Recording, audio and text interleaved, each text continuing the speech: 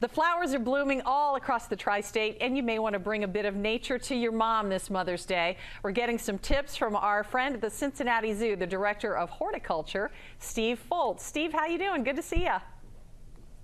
Hi, Sheila. How are you? I am just great. I'm looking forward to Mother's Day. In fact, I bought flowers for my mom, and one of the things that I looked for was something she can plant so it just doesn't just die in a vase. What are some good suggestions you have for that? Well, there's several things. Number one, we could do annuals for our containers. And before you plant your annuals, I would probably hold off until about early next week. But there's some great annuals like bubblegum pink. Vista bubblegum pink petunia is a beautiful plant. Another good annual, salvia. Some of the salvia are just phenomenal pollinator plants that you can use in containers and in the ground. Those are always good to, again, the bees love them. And then also sweet potato vine, marguerite that cascades over containers or runs on the ground. Those would be three great annuals to use in your containers. And as far as vegetables are concerned, you're going to have your best selection right now.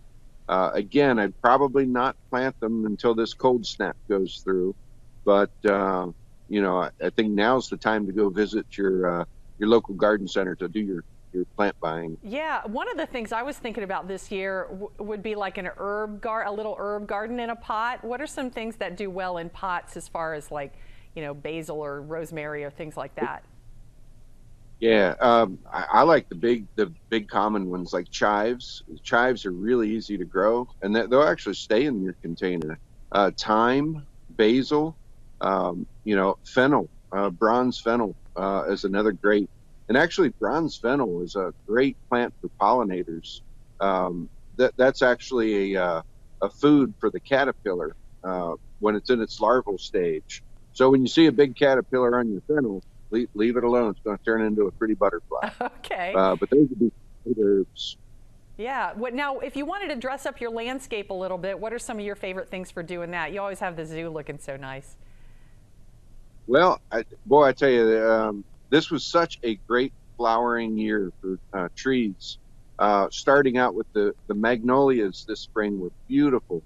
And then moving on to redbuds, cherries. And then last week we had the dogwoods, and we still have dogwoods blooming all over the city. Those are all excellent trees that you could just pepper in your landscape. And there's a lot of different varieties out there that has some really good color and interest for the garden. And then Japanese maples, that's a good one too. A lot of good varieties with that. Okay, and Steve, before we wrap up, I just want to give the zoo some love for all of the flower deliveries you did in April. You had zoo blooms, and we couldn't go out and be among the tulips ourselves, but I know you cut a lot of those and took them to first responders and frontline workers, and that was so nice. Yeah, it was just such a shame that people couldn't come and see all the beautiful flowers, and we decided let's cut a bunch and send them all over the city. We went to hospitals all over northern Kentucky and the greater Cincinnati area, and literally dropped off thousands and thousands of tulips. And we've gotten so many notes of appreciation from the nurses and doctors and patients that it was just a really good thing. Yeah, we really enjoyed it. It was a really kind thing, and we can't wait to see the zoo open again so we can see all of you. Steve, thanks for the time, and thanks for the great information for Mother's Day. Thanks, Sheila. Take care. All right, we'll see you soon.